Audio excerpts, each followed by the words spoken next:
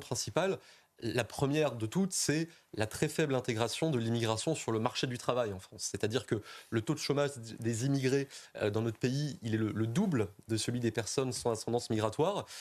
Et là, c'est un constat qui continue de se vérifier dans les flux migratoires récents. C'est-à-dire que on a seulement 41% des immigrés extra-européens récents, c'est-à-dire arrivés dans les 5 dernières années, qui sont en âge de travailler, qui occupent effectivement un emploi en France. Donc c'est 30 points de moins, 30 points de moins que le taux d'emploi des personnes sans ascendance migratoire.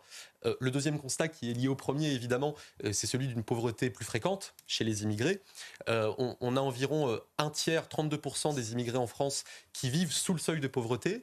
C'est un taux quasiment 3 fois supérieur à celui des Français sans ascendance migratoire. On parle bien ici de pauvreté relative, c'est-à-dire que bien souvent, on vit mieux en étant pauvre en France qu'on ne vivait dans son pays d'origine. Donc c'est évidemment par rapport à la société française et au niveau de vie. Et ça, évidemment, ça a des ramifications de toutes sortes. Ça implique qu'on va forcément plus recourir aux minima sociaux, qu'on va plus recourir aussi au remboursement de santé, parce qu'avec la pauvreté sont corrélés un certain nombre de pathologies.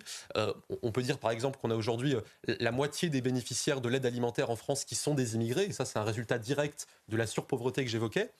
Et puis un troisième constat, c'est celui de la natalité plus forte, significativement plus forte, de certaines populations immigrées, ce qui implique une plus forte consommation des prestations familiales.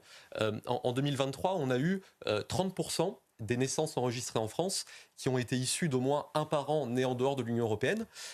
Et si on regarde l'indice de fécondité, c'est-à-dire le nombre moyen d'enfants par femme au cours d'une vie, cet indice de fécondité, il est supérieur de moitié chez les immigrés originaires du Maghreb par rapport aux femmes non immigrées, et c'est même le double pour ce qui est des femmes originaires d'Afrique subsaharienne. Donc c'est ce faisceau d'explications finalement qui peut expliquer cette surconsommation.